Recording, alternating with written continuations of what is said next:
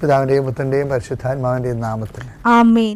പരിശുദ്ധ അമ്മേ, അമ്മേ പരിശുദ്ധമേ, ദൈവമാതാവേ, കൃപാസനത്തിലൂടെ ഞങ്ങളുടെ ദേശത്തിനും അമ്മ മധ്യസ്ഥം തേടി തന്ന എല്ലാ അനുഗ്രഹങ്ങൾക്കും കൃപകൾക്കും ഞങ്ങളിപ്പോൾ ഹൃദയം നിറഞ്ഞ നന്ദി പറയുന്നു.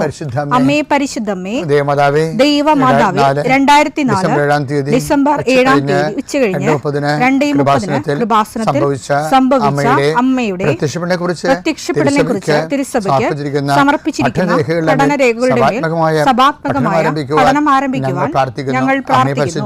അമ്മേ പരിശുദ്ധമേ, ഭൂസ്വർലോകങ്ങളുടെ രാജ്ഞിയായ അങ്ങേയ്ക്ക് ഭൗമസംരക്ഷണത്തിനായി പ്രപഞ്ചപ്രകൃതിയെ തന്നെ തിരുസഭ പ്രതിഷ്ഠിക്കുവാൻ ഈ പ്രത്യക്ഷീകരണം വഴി ഇടയാക്കണമേ. പരിശുദ്ധമേ, ജപമാല മാതാവേ, സകല കൃപാസനം പ്രാർത്ഥനയോടും ചേർത്ത് ഞങ്ങളിപ്പോൾ പ്രാർത്ഥിക്കുന്ന ഈ കുടുംബത്തിന്റെ പ്രത്യേക നിയോഗം മക്കളെ.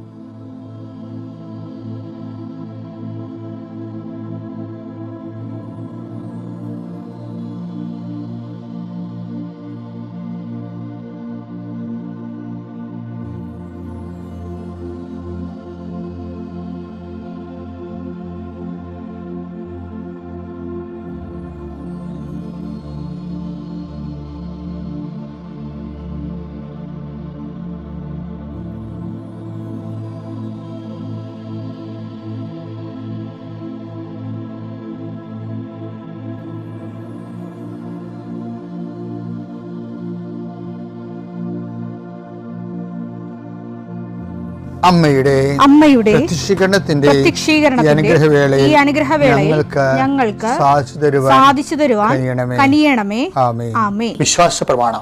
സർവശക്തനായ പിതാവും ആകാശത്തിന്റെയും ഭൂമിയുടെയും സൃഷ്ടാവുമായ ദൈവത്തിൽ ഞാൻ വിശ്വസിക്കുന്നു. അവിടുത്തെ ഏകപുത്രനും ഞങ്ങളുടെ കർത്താവുമായ ഈശോ മിശിഹായിലും ഞാൻ വിശ്വസിക്കുന്നു. ഈ പുത്രൻ പരിശുദ്ധാത്മാവിനാൽ ഗർഭസ്ഥനായി കന്യകാമറിയത്തിൽ നിന്ന് പിറന്ന് പൊന്തിയോസ് പിലാത്തോസിന്റെ കാലത്ത് പീഡകൾ സഹിച്ച് കുരിശിൽ തറയ്ക്കപ്പെട്ട് മരിച്ച് അടക്കപ്പെട്ട് പാതാളങ്ങളിൽ ഇറങ്ങി മരിച്ചവരുടെ ഇടയിൽ നിന്ന് 3-ാം നാൾ ഉയർത്ത് സ്വർഗത്തിലേക്ക് എഴുന്നള്ളി സർവശക്തിയുള്ള പിതാവായ ദൈവത്തിന്റെ വലതുഭാഗത്തിരിക്കുന്നു. അവിടെ നിന്ന് ജീവിക്കുന്നവരെയും മരിച്ചവരെയും വിധിക്കുവാൻ വരുമെന്നും ഞാൻ വിശ്വസിക്കുന്നു. പരിശുദ്ധാത്മാവിലും ഞാൻ വിശ്വസിക്കുന്നു. വിശുദ്ധ കത്തോലിക്കാ സഭയിലും പുണ്യവാന്മാരുടെ ഐക്യത്തിലും പാപങ്ങളുടെ മോചനത്തിലും ശരീരത്തിന്റെ ഉയർപ്പിലും നിത്യമായ ജീവിതത്തിലും ഞാൻ വിശ്വസിക്കുന്നു. ആമേൻ. സുഖസ്ഥനായ ഞങ്ങളുടെ പിതാവേ, അങ്ങയുടെ നാമം പൂജിതമാകണമേ. അങ്ങയുടെ രാജ്യം വരണമേ. അങ്ങയുടെ തിരുമനസ് സ്വർഗത്തിലെ പോലെ ഭൂമിയിലും ആകണമേ. അന്നു വേണ്ടുന്ന ആഹാരം ഇന്ന് ഞങ്ങൾക്ക് തരണമേ. ഞങ്ങളോട് തെറ്റ് ചെയ്യുന്നവരോട് ഞങ്ങൾ ക്ഷമിക്കുന്നത് പോലെ ഞങ്ങളുടെ തെറ്റുകൾ ഞങ്ങളോടും ക്ഷമിക്കണമേ. ഞങ്ങളെ പ്രലോഭനത്തിൽ ഉൾപ്പെടുത്തരുതേ, തിന്മയിൽ ഞങ്ങൾ രക്ഷിക്കണമേ. ആമേൻ. നന്മ നിറഞ്ഞ മറിയമേ, സ്വസ്തി. കർത്താവ് അങ്ങയുടെ കൂടെ സ്ത്രീകളിൽ അങ്ങ് അനുഗ്രഹിക്കപ്പെട്ടവളാകുന്നു. അങ്ങയുടെ ഉദരത്തിൻ ഫലമായി ഈശോ അനുഗ്രഹിക്കപ്പെട്ടവനാകുന്നു. പരിശുദ്ധ മറിയമേ, തമ്പുരാന്റെ അമ്മേ, പാപികളായ ഞങ്ങൾക്ക് വേണ്ടി ഇപ്പോഴും ഞങ്ങളുടെ മരണസമയത്തും തമ്പുരാനോട് അപേക്ഷിക്കണമേ. ആമേൻ. കർത്താവേ, നിന്റെ ഉന്നതമായ നാമത്തിന് സ്വസ്ഥം ചെയ്യും. കർത്താവേ, നിന്റെ വിശുദ്ധ പൗരോഹിത്യത്തെ മഹത്വപ്പെടുത്തണമേ. 40 വർഷം അടിയൻ അങ്ങയുടെ തിരുസന്നിധിയിൽ അർപ്പിച്ച കൃപാന്റെ യുഗതിയാൽ കൃപാസ്ഥാനത്താരെ ജീവനോടെ പ്രത്യക്ഷപ്പെട്ട അമ്മയുടെ പരിശുദ്ധ അമ്മയുടെ മാധ്യസ്ഥത്തിൽ നടന്ന 10,000-കണക്കിന് ആരാധന ശക്തിയാൽ വർഷാവർഷം ഞങ്ങൾ നടത്തിയ ലക്ഷോപലക്ഷം മനുഷ്യർ പങ്കിട്ട് പ്രാർത്ഥിച്ച ജപമാല ശക്തിയുടെ അടിസ്ഥാനത്തിൽ അങ്ങയുടെ മക്കളുടെ കണ്ണുനീര് ഏറ്റെടുക്കണമേ. ഇന്നത്തെ ദിവസത്തിന് മുഴുവൻ വേദനകളെ, മുഴുവൻ ഭാരങ്ങളെ ഏറ്റെടുക്കണമേ എന്ന് പ്രാർത്ഥിക്കുന്നു. രോഗികളെ അങ്ങ് സുഖപ്പെടുത്തണേ കർത്താവേ. സുഖം പ്രാപിക്കാൻ നീ ആഗ്രഹിക്കുന്നു എന്ന് ചോദിച്ച കർത്താവേ, അങ്ങയ്ക്ക് മനസ്സുണ്ട് എന്നെ സുഖമാക്കാൻ കഴിയുമെന്ന് പറഞ്ഞ കുഷ്ഠരോഗിയുടെ കൂടെ ഞങ്ങൾ പ്രാർത്ഥിക്കുന്നു. എനിക്ക് മനസ്സുണ്ട്, നീ സൗഖ്യമുള്ളവനാവുകയെന്ന് നീ കുഷ്ഠരോഗിയോട് പറഞ്ഞു. വെള്ളമിളകുമ്പോൾ എന്നെ വെള്ളത്തിലേക്ക് എനിക്ക് ആരുമില്ലെന്ന് ബെത്സയിദയിലെ രോഗി പ്രാർത്ഥിക്കുമ്പോൾ ഞാൻ നിനക്കുണ്ടെന്ന് നീ മറുപടി പറഞ്ഞു. ഞങ്ങളുടെ രോഗങ്ങളാണ് അവൻ ഏറ്റെടുത്തത്. പാപങ്ങൾക്ക് വേണ്ടി അവൻ പരിഹാരം ചെയ്തു എന്നല്ല ചെയ്ത കർത്താവേ, നിന്റെ പേരാണ് ഞങ്ങളുടെ രക്ഷകൻ എന്നുള്ളത്. നിന്റെ രക്ഷയുടെ വലത് കരം ഈ പ്രാർത്ഥന കൂടുന്ന കുടുംബങ്ങളെ വെക്കണമേ എന്ന് പ്രാർത്ഥിക്കുന്നു. രക്ഷയുടെ ആണിപ്രതാർന്ന അത്ഭുത കരം രോഗങ്ങളും വെക്കണമെന്ന് പ്രാർത്ഥിക്കുന്നു. കർത്താവേ, അങ്ങയുടെ മക്കള് ഇന്ന് യാത്ര ചെയ്യുന്ന ഓരോ സ്ഥലങ്ങളും, അങ്ങയുടെ മക്കള് ഇന്ന് ഒപ്പിടുന്ന ഓരോ രേഖകളും, അങ്ങയുടെ മക്കള് ഇന്ന് കൈമാറുന്ന രേഖകള് എല്ലാം നീ ആശീർവദിക്കണേ കർത്താവേ. ഓരോരോ വിഷയങ്ങൾക്ക് വേണ്ടി അങ്ങയുടെ മക്കൾ വേദനിക്കുന്ന വേദനകള്, വ്യക്തികളുടെ ഭീഷണികള്, ഓരോരോ കാര്യങ്ങള്, ടൈം ബൗണ്ടായിട്ട് നടക്കേണ്ട കാര്യങ്ങള്, രോഗബാധിതരെ, ടെസ്റ്റിന് ഓരോ കാര്യങ്ങൾ കൊടുത്തിരിക്കുന്നവരെ, ബയോപ്സി കൊടുത്തിരിക്കുന്നവരെ, പ്രഗ്നൻ്റ് ആയിട്ടുള്ള ചേച്ചിമാരെ, ആശുപത്രിയിൽ പോകുന്നവരെ, മക്കൾ ആശുപത്രിയിൽ പോകുന്നവരെ, അവർക്കെല്ലാം ശുഭോദർക്കമായ മറുപടികളും റിസൾട്ടും കിട്ടാൻ, രോഗങ്ങളൊന്നുമില്ല, കുഞ്ഞും അമ്മയും സുഖമാണെന്ന് കേൾക്കാൻ കർത്താവേ, ഞങ്ങൾ അങ്ങയുടെ ദിവസം അങ്ങയുടെ നാമത്തിൽ കൊതിച്ച് പ്രാർത്ഥിക്കുന്നു. ദൈവത്തിൻ്റെ കരുണ പ്രസാദിക്കട്ടെ, ദൈവത്തിൻ്റെ കരുണ പ്രസരിക്കട്ടെ. ഉച്ചമുതൽ ഉള്ളംകാലം വരെ കർത്താവിൻ്റെ രക്തം പടരട്ടെ. എല്ലാ കോശങ്ങളിലും പേശികളിലും കർത്താവിൻ്റെ രക്തം പടരട്ടെ. ഇന്ന് കയറുന്ന ഓഫീസുകൾ, ഇന്ന് എഴുതുന്ന പരീക്ഷകൾ, ഇന്ന് വരുന്ന റിസൾട്ടുകൾ, ഇന്ന് വരുന്ന ഇമെയിലുകൾ, ഇന്ന് വരുന്ന മറുപടികളെല്ലാം കർത്താവ് നിനക്ക് തരുന്ന അനുഗ്രഹമായി മാറട്ടെ പ്രാർത്ഥിക്കുന്നു. ദൈവത്തിലെ നീ സഞ്ചരിക്കുന്ന വഴികൾ, നീ സഞ്ചരിക്കുന്ന വാഹനങ്ങൾ, നീ സംസാരിക്കുന്ന വ്യക്തികൾ, നിനക്ക് കിട്ടുന്ന ഉത്തരങ്ങൾ, നീ പ്രതീക്ഷിക്കുന്ന എല്ലാ നന്മകളും നിന്റെ ദൈവം നിനക്ക് പ്രദാനം ചെയ്യട്ടെ. നിത്യപിതാവും പുത്രനും പരിശുദ്ധാത്മാവിനെ നീക്കുവാമേ. എൻ്റെ പ്രിയപ്പെട്ടവരെ, വചനം എപ്പോഴും പരിശുദ്ധാത്മാവിൻ്റെ കൂടെ വായിക്കാൻ പറ്റത്തുള്ളൂ. നമ്മൾ വചനം വായിക്കുന്നുണ്ടെങ്കിൽ നമ്മൾ പലരുടെ കൂടെയാണ് വായിക്കുന്നത്. ഒരാളിൻ്റെ കൂടെ മാത്രമേ നമുക്ക് വചനം വായിക്കാൻ പറ്റത്തുള്ളൂ. അത് എഴുതിയ ആളിൻ്റെ കൂടെ മാത്രമേ വായിക്കാൻ പറ്റത്തുള്ളൂ. കാര്യം എഴുതിയ ആൾ ആ വായിച്ചുകൊണ്ടിരിക്കുന്ന സമയത്ത് തന്നെ ആ ഓൺ ടൈമിൽ ഓൺലൈനിലാണ് നമുക്കത് തർജ്ജമ ചെയ്തു തരുന്നത്. എന്താണ് അത് എഴുതുമ്പോൾ ദൈവം ഉദ്ദേശിക്കണമെന്ന് പരിശുദ്ധാത്മാവ് പറയും.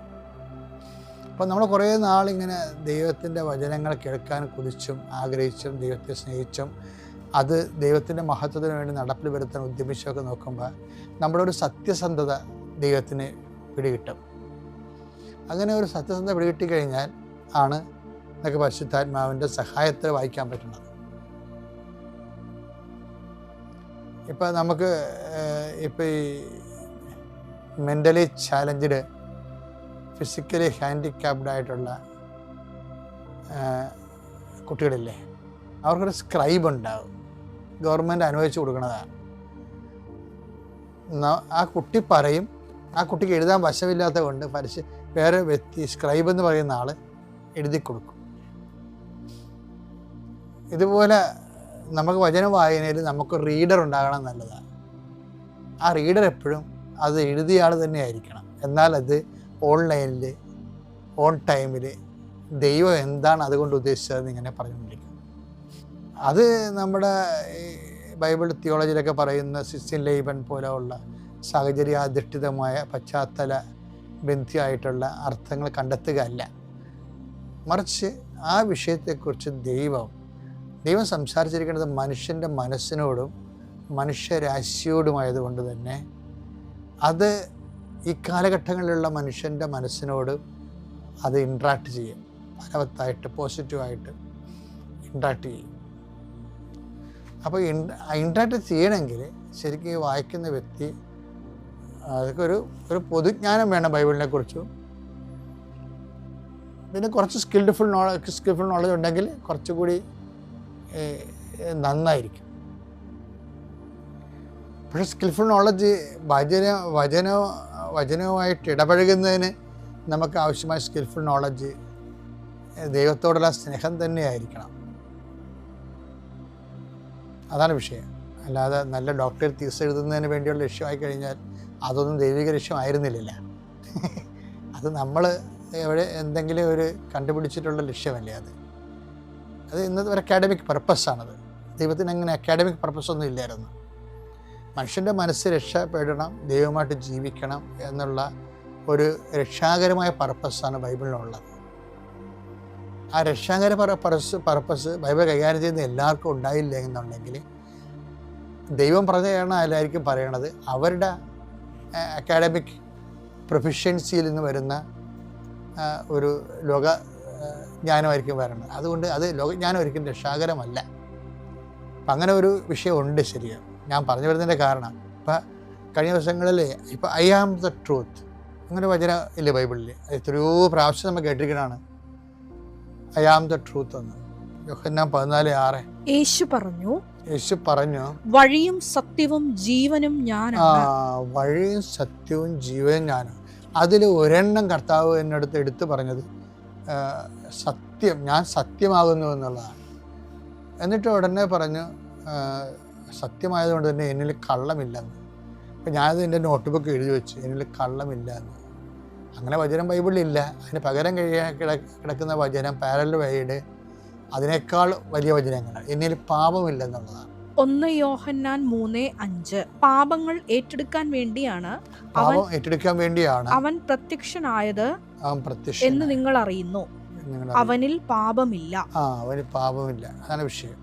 അവന് കള്ളമില്ല എന്ന് പറയുന്നതിനേക്കാളും ഷാർപ്പാണ് അവന് പാപമില്ലെന്ന് പറയുന്നത്. അപ്പം ഞാൻ സത്യമാണ്, എന്നിൽ അസത്യമില്ല എന്നതിൻ്റെ അർത്ഥം മനസ്സിലായില്ലേ?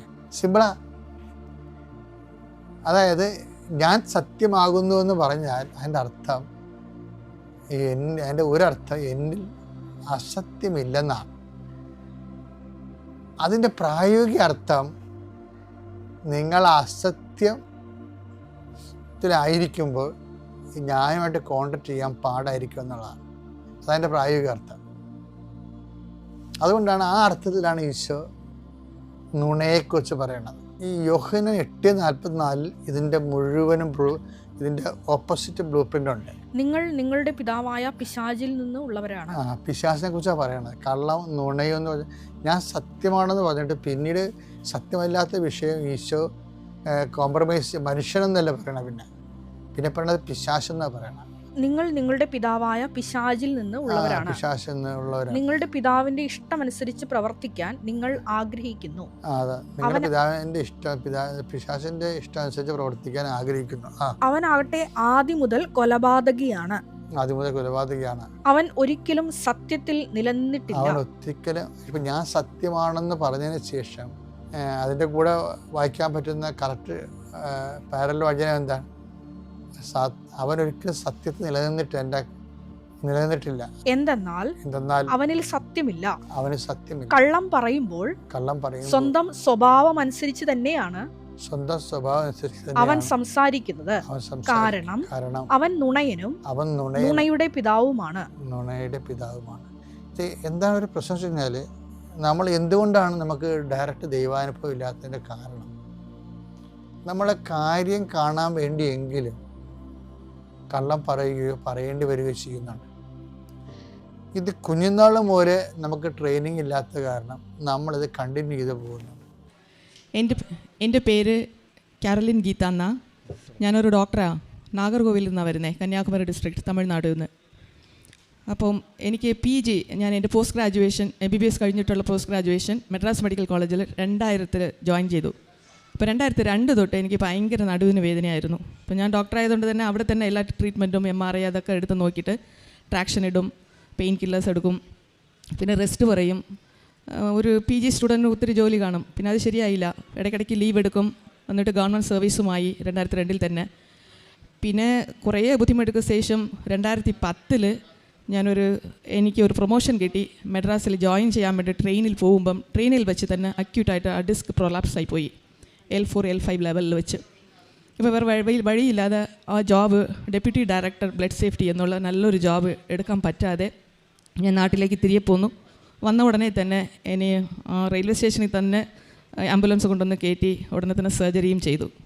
ആ ഡിസ്ക് മൊത്തം എടുത്ത് മാറ്റി. അത് കഴിഞ്ഞിട്ട് 2 മാസം റെസ്റ്റിന് ശേഷം ഞാൻ പിന്നെയും ജോലിക്ക് പോകാൻ തുടങ്ങി. പിന്നെ ഇടയ്ക്കിടയ്ക്ക് നടുവേദന തന്നെയാണ്, അതുകൊണ്ട് തന്നെ അങ്ങനെ പോവുമായിരുന്നു. ഇത്രയും കാലം തള്ളിക്കൂട്ടി നീക്കി ഇടയ്ക്കിടയ്ക്ക് ലീവ് എടുക്കും, ട്രാക്ഷൻ എടുക്കും. എന്നെക്കൊണ്ട് ദൂരെ യാത്രയൊന്നും ചെയ്യാൻ പറ്റില്ല. അങ്ങനെ പോയാൽ തന്നെ ട്രെയിൻ യാത്രയേ പാടുള്ളൂ. ഇങ്ങനെയൊക്കെ ആയിരുന്നു.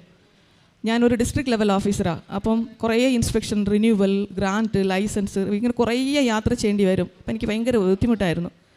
പിന്നെ ഈ ഇടയ്ക്ക് വെച്ച് ഈ ഇടതുവശത്തേക്ക് കാലിന് ഒട്ടും മരവിപ്പ് തുടങ്ങി. അപ്പോൾ തന്നെ എനിക്ക് മനസ്സിലായി ഇത് പിന്നെയും പ്രശ്നമാണ്.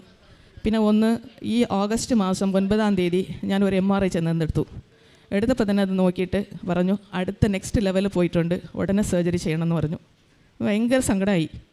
അപ്പോൾ ഞാൻ ഇതിനെക്കുറിച്ച് കേട്ടിട്ടുണ്ട്, ഈ കൃപാസനത്തെക്കുറിച്ച് കേട്ടിട്ടുണ്ട് യൂട്യൂബിൽ വഴി. എനിക്ക് വരാൻ ആഗ്രഹമുണ്ട്. ഒറ്റയ്ക്ക് വരാനും അവിടെ നിന്ന് ദൂരല്ലേ, വരാനും ആരുമില്ല. എൻ്റെ ഫാമിലി ആണെങ്കിൽ ഒരു മോളുണ്ട്, അത് ഡബ്ലിനിലും, എൻ്റെ ഹസ്ബൻഡ് US-ലും. അപ്പം വരാൻ പറ്റും. അങ്ങനെ ഇരുന്നപ്പോൾ പെട്ടെന്ന് ഞങ്ങളുടെ ഫാമിലി ഫ്രണ്ട്സ് അങ്കമാലിയിൽ ഞങ്ങൾക്കൊരു വീടുണ്ട്. അപ്പോൾ അവർ വഴി ഇതറിഞ്ഞു, അവർ പോവാന്ന് പറഞ്ഞപ്പം ഞാൻ അവരുടെ കൂടെ ഇവിടെ വന്നു. അന്ന് തന്നെ ഉടമ്പടി എടുത്തു. അങ്ങനെ ഓണത്തിൻ്റെ പിറ്റേന്ന് സെപ്റ്റംബർ 9 ഇവിടെ നിന്ന് ഉടമ്പടി എടുത്തിട്ട് പോയി. അത് ഏതാണ്ട് എല്ലാം എൻ്റെ അന്ന് ഞാൻ പാലിക്കാൻ തുടങ്ങുമായിരുന്നു. എൻ്റെ ഡ്യൂട്ടിക്ക് ഇടയ്ക്ക് തന്നെ വെച്ച് പ്രത്യക്ഷീകരണ പ്രാർത്ഥനയും ഇതും. പിന്നെ രോഗി സന്ദർശനം ഞാൻ തന്നെ ഡോക്ടറായതുകൊണ്ട് എന്നെക്കൊണ്ട് എൻ്റെ ചുറ്റുപാടിൽ അല്ല ഒരു റെഫറൻസ് ചോദിക്കാൻ വരുന്നവർക്ക് എനിക്ക് ഡിപ്പാർട്ട്മെൻറ്റിൽ അല്ലാതെ വേറെ പേഷ്യൻസ് വരുമ്പം അവർക്ക് എന്നെ കൊണ്ട് കൂടുതൽ അഡ്വൈസും എവിടെയാണ് റെഫർ ചെയ്യുന്നുണ്ടെന്നും അതുമാതിരിയെല്ലാം ചെയ്യുന്നുണ്ടായിരുന്നു. അങ്ങനെ വെച്ച് ഇവിടെ നിന്ന് പോയ പിന്നെ ഞാൻ നല്ലോണം എന്ന് പ്രാർത്ഥിച്ച് ഇവിടുത്തെ ഉടമ്പടി തൈലം, വേറെ ഒരു ട്രീറ്റ്മെൻ്റ് ഉണ്ട്, ടാബ്ലറ്റ് അതൊന്നും എടുത്തിരുന്നില്ല, സർജറിക്ക് ഞാൻ പോയില്ല. ആ ഉടമ്പടി തൈലം മാത്രം എന്നും രാത്രി വിശ്വാസ പ്രമാണം ചൊല്ലി ഞാനത് പുരട്ടിയിട്ട് കിടക്കുമായിരുന്നു. ഞാനിവിടെ ഉടമ്പടി എടുക്കാൻ വന്നത് ചിലരൊക്കെ കണ്ടിട്ടുണ്ടാവും. ആ ബെൽറ്റ് ഇട്ടിട്ട് ഞാൻ നടക്കാൻ വയ്യാതെ കാല് ഇഴഞ്ഞ് വന്നത് പോലെ വന്നത്. ഇപ്പോൾ എനിക്ക് നല്ലവണ്ണം നിൽക്കാൻ പറ്റുന്നുണ്ട്. ആ മരവിപ്പം നല്ലവണ്ണം മാറിയിട്ടുണ്ട്. ഇന്നലെ ഇതിന് വേണ്ടിയിട്ട് ഞാൻ ഇത് സാക്ഷ്യം പറഞ്ഞു. ഞാൻ അന്ന് ഇവിടെ വെച്ച് പറഞ്ഞിട്ട് പോയതാണ്. മാതാവേ, ഞാൻ ഇവിടെ ഈ അൽത്താരയിൽ വന്ന് എല്ലാവരെയും പോലെ ഞാൻ സാക്ഷ്യം പറയുന്നു. നല്ല ആശ്വാസമുണ്ട്. എനിക്ക് പൂർണ്ണമായും മാറി എന്നാണ് ഞാൻ വിശ്വസിക്കുന്നത്. സർജറി കൂടാണ്ട് ഇതിങ്ങനെ ഒരു മിറാക്കുലസ് ആയിട്ട് ഈ ഹീലിംഗ് മാതാവ് വഴി ഈശോപ്പ വഴി എനിക്ക് കിട്ടിയതിന് 1000 അമ്മയ്ക്ക് നന്ദി പറയുന്നു. ഈശോയ്ക്ക് സ്തുതി, മാതാവിന് നന്ദി. അതുപോലെ ഈ പ്രശ്നം കാരണം എനിക്ക് എൻ്റെ ജോലി നല്ലപോലെ ചെയ്യാനും നേരത്തെ പോലെ എല്ലാം ചെയ്യാനും പറ്റാതെ വന്നപ്പം ഞാൻ വോളണ്ടറി റിട്ടയർ ആകാനായിട്ട് ഡിസൈഡ് ചെയ്തു. എനിക്കിനി 3 കൊല്ലം കൂടെ ഉണ്ട്. തമിഴ്നാട്ടിൽ 60 വയസ്സിലാണ് റിട്ടയർമെൻറ്റ്. I M 57 now. അപ്പോൾ 60 ഇയേഴ്സ് വരേക്കും എനിക്ക് ജോലി ചെയ്യാം. നല്ല ശമ്പളം. ഞാൻ HOD ട്രാൻസ്ഫ്യൂഷൻ മെഡിസിൻ ഡിപ്പാർട്ട്മെൻറ്റിൽ HOD. അപ്പം ഞാൻ 7-ാം മാസം, അതായത് ഫെബ്രുവരി ലാസ്റ്റിൽ തന്നെ ഞാൻ അപ്ലൈ ചെയ്തു ഗവൺമെൻറ്റിന്. എന്നെക്കൊണ്ട് പറ്റുന്നില്ല, അതുകൊണ്ട് എനിക്ക് വോളണ്ടറി റിട്ടയർമെൻറ്റ് ഞാൻ തരണമെന്ന്. 3 മാസം കഴിഞ്ഞ് അവർ തിരികെ തന്നു. അത് റിഫ്യൂസ് ചെയ്തിട്ട്, എന്നാൽ റെയർ സ്പെഷ്യാലിറ്റിയാണ് നിങ്ങളുടേത്, അതോട് വിട്ടയക്കാൻ പറ്റില്ല എന്ന് തന്നു. ഭയങ്കര സങ്കടത്തോടാണ് ഇവിടെ വന്നത്. ഒരു അപ്പീൽ കൊടുത്തിട്ട്, ഗവൺമെൻറ്റിന് ഒരു അപ്പീൽ കൊടുത്തിട്ടാണ് നേരെ ഞാൻ ഇങ്ങോട്ട് പോകുന്നത്. ആ 3 മാസത്തിനിടയ്ക്ക് മിറാക്കുലസ് ഞാൻ ഒരു JD, അവരൊരു ലേഡിയാണ്, ഹിന്ദു ലേഡിയാണ്, IAS കൺഫേർഡ് IAS ഉള്ളവർ. ഞാൻ മാതാവിനെ അവരുടെ രൂപത്തിലാണ് ഞാൻ കാണുന്നത്. അവരുടെ ഇതിൻ്റെ പുറകെ 5 പൈസ ഞാൻ ആർക്കും ചിലവഴിച്ചില്ല. നിങ്ങൾക്കറിയാം, ഗവൺമെൻറ്റിൽ കാര്യങ്ങൾ നടത്തണമെങ്കിൽ കോഴ കൊടുക്കുന്ന കാര്യമില്ല. ഒന്നും ചെയ്യാതെ തന്നെ എനിക്ക് ഇന്നലെ രാത്രി 8 മണിക്ക് ഞാൻ റിലീവായി. വോളണ്ടറി റിട്ടയർമെൻറ്റ് കിട്ടി. എനിക്ക് വേറെ ഒന്നുമില്ല, 3 പ്രാവശ്യം എനിക്ക് കൊറോണ പോസിറ്റീവായി. ഞാൻ ജോലി ചെയ്യുന്ന ഹോസ്പിറ്റൽ, മെഡിക്കൽ കോളേജ് ഹോസ്പിറ്റലായതുകൊണ്ട് അത് കൊറോണ കെയർ സെൻ്ററായിരുന്നു. എല്ലാ വേവിലും എനിക്ക് പോസിറ്റീവാകും. അങ്ങനെ റിലീവായി. ഇനി എനിക്ക് ഒറ്റയ്ക്ക് ഇവിടെ കഴിഞ്ഞ് എനിക്ക് ബുദ്ധിമുട്ടി ഞാൻ ഇരിക്കുക. എത്രയും വേഗം ഞാൻ എൻ്റെ പിള്ളേരോടും ഫാമിലിയോട് ചെയ്യാൻ, അതിനും മാതാവ് അനുഗ്രഹിക്കുന്ന ഞാൻ പ്രതീക്ഷിക്കുന്നു. ഇതിലേറെ 3ാമതൊരു സാക്ഷ്യം വെച്ചത് എൻ്റെ മോൾക്ക് വേണ്ടിയാണ്. അവൾ ഇവിടെ എഞ്ചിനീയറിംഗ് തമിഴ്നാട്ടിൽ കഴിഞ്ഞിട്ട് അയർലൻഡിൽ ഡബ്ലിനിൽ MS എഞ്ചിനീയറിംഗ് കഴിഞ്ഞിട്ടിപ്പോൾ 1.5 കൊല്ലമായിട്ട് ഒരു ജോലിക്ക് വേണ്ടി ട്രൈ ചെയ്യുമായിരുന്നു. പാർട്ട് ടൈം ജോലി കിട്ടി. പക്ഷേ ഈ ക്വാളിഫിക്കേഷൻ ഒത്തതായിട്ടുള്ള ഒരു ജോലി കിട്ടാൻ അവൾ പറയുമായിരുന്നു, അമ്മ ഇന്ത്യൻ പാസ്പോർട്ടിന് വിലയില്ല ഇവിടെ, ഒന്നെങ്കിൽ ഐറിഷ് സിറ്റിസൺഷിപ്പ് വേണം, അല്ലെങ്കിൽ EU യൂറോപ്യൻ യൂണിയൻ സിറ്റിസൺഷിപ്പ് വേണം. അതായത് ഇന്ത്യൻ പാസ്പോർട്ട് ഇട്ട് ഐ എം അറ്റൻഡിങ് ഇൻ്റർവ്യൂസ്, എനിക്ക് ഓഫർ ലെറ്റർ, കോൾ ലെറ്റർ വരുന്നില്ല. ഭയങ്കര സങ്കടമായിരുന്നു എനിക്ക്. അവൾക്ക് വേണ്ടിയിട്ട് ഞാൻ നിയോഗം വെച്ച് പ്രാർത്ഥിക്കുമായിരുന്നു. എന്നിട്ട് മാതാവ് ഇപ്പോൾ 1 മാസം പോലും ആയില്ല. ഈ 10-ാം തീയതി തൊട്ട്, നവംബർ 10-ാം തീയതി തൊട്ട് അവർക്കൊരു ജോലി കൊടുക്കാൻ ഓഫർ ലെറ്റർ വന്നു. 2023 ജാനുവരി തൊട്ട് നല്ല ഫുൾ ഫ്ലെഷ്ഡായിട്ട് അത് മാർക്കറ്റിംഗ് മാനേജറായിട്ട് ഒരു American based company, they are starting first ഇത് അവർ ഡബ്ലിനിൽ തുടങ്ങുവാണ്. പിന്നെ അവർ യൂറോപ്യൻ കൺട്രീസിൽ തന്നെ അത് എക്സ്പാൻഡ് ചെയ്യുവാണ്. അതിന് മൊത്തം നോക്കാനായിട്ട് എൻ്റെ മോള് ദൈവം തള്ളി പറഞ്ഞ കല്ലുപോലെ കിടന്ന് അവളെ ഉയർത്തിയിരിക്കുന്നു. അവൾക്ക് അത്രയും കഴിവ് മാതാവ് കൊടുത്തു എന്നുള്ളത് കേട്ട് എനിക്ക് തന്നെ വിശ്വസിക്കാനായില്ല. അത് കേട്ടപ്പം ആ കമ്പനി CEO ഒക്കെ അത്രയ്ക്ക് നല്ലൊരു അഭിപ്രായം.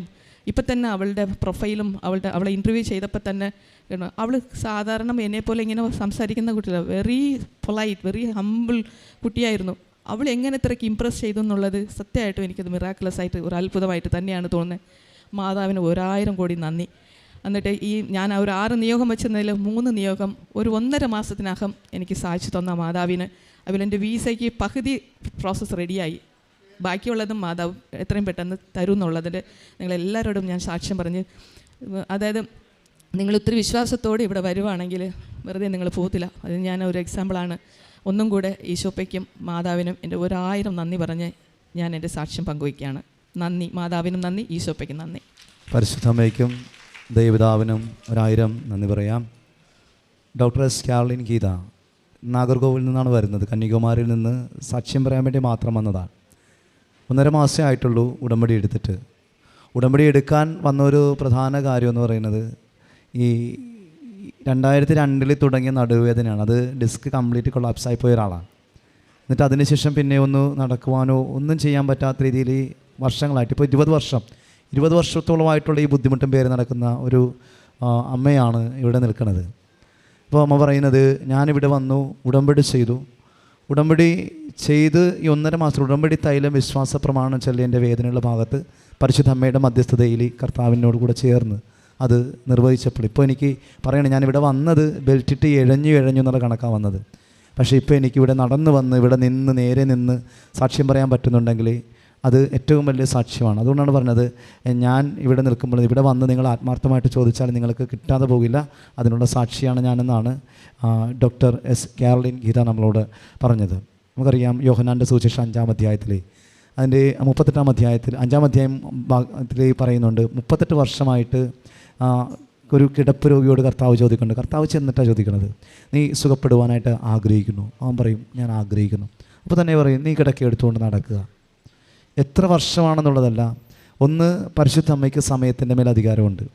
അവൻ പറയുന്നത് പോലെ ചെയ്യുക. യോഹന്നാൻ്റെ 2:5 അതിൻ പ്രകാരം ഈശോ പറയുന്നത് പോലെ ചെയ്താൽ സമയമാകാത്ത കാര്യത്തെ സമയമാക്കാൻ പരിശുദ്ധ അമ്മയ്ക്ക് പറ്റും. അതാണ് 20 വർഷമായിട്ട് സമയമായിട്ടുണ്ടായിരുന്നില്ല. പക്ഷേ പരിശുദ്ധ അമ്മയുടെ മുമ്പിൽ വന്നു, ഒരു 1.5 മാസം കൊണ്ട് തന്നെ സമയമാകാത്ത കാര്യത്തെ അമ്മ സമയമാക്കി, പൂർണ്ണമായിട്ട് സൗഖ്യം നൽകി. അമ്മയുടെ ഏറ്റവും വലിയൊരു സാക്ഷിയായിട്ട് കൊണ്ട് നിർത്തിയിരിക്കുകയാണ്.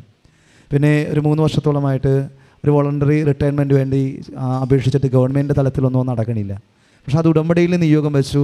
ഉടമ്പടിയിലെ പ്രമേയങ്ങളൊക്കെ കൃത്യമായിട്ട് പാലിച്ച് വിശ്വാസത്തോടുകൂടി പ്രാർത്ഥിച്ചു നിന്നപ്പോഴാണ് ഈ അമ്മയ്ക്ക് പൂർണ്ണതയോടുകൂടെ അതും കഴിഞ്ഞ ദിവസം അതും റെഡിയായി കിട്ടി. പിന്നെ മകൾക്കാണെങ്കിൽ അമേരിക്കൻ കമ്പനിയിൽ ഏറ്റവും നല്ല സാലറിയോടുകൂടെ തന്നെ എല്ലാ സൗകര്യങ്ങളോടും കൂടെ നല്ലൊരു ജോലി, അതായത് സംസാരിക്കാൻ പോലും അങ്ങനെ അധികം പാഠവുമില്ലാത്തൊരു കുട്ടി എങ്ങനെ പെർഫോം ചെയ്യുന്ന പോലും അറിയാൻ പാടില്ല ഉടമ്പടി എടുത്തതിന് ശേഷം. അതാണ് നിൻ്റെ ഇല്ലാത്ത കഴിവുകളെ ഉടമ്പടി പ്രാർത്ഥന നമ്മൾ ചെയ്യുമ്പോൾ ദൈവം അത് ഉണർത്തും.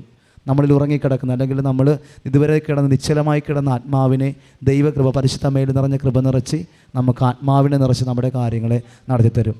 പരിശുദ്ധ അമ്മയിലൂടെ ഈ സഹോദരിക്കും ഉടമ്പടി പ്രാർത്ഥനയിലൂടെ ഇവരുടെ കുടുംബത്തിന് ലഭിച്ച എല്ലാ അനുഗ്രഹങ്ങൾക്കും പരിശുദ്ധ അമ്മയിലൂടെ കരങ്ങളടിച്ചുകൊണ്ട് ദൈവത്തെ നമുക്ക് മഹത്വപ്പെടുത്താം.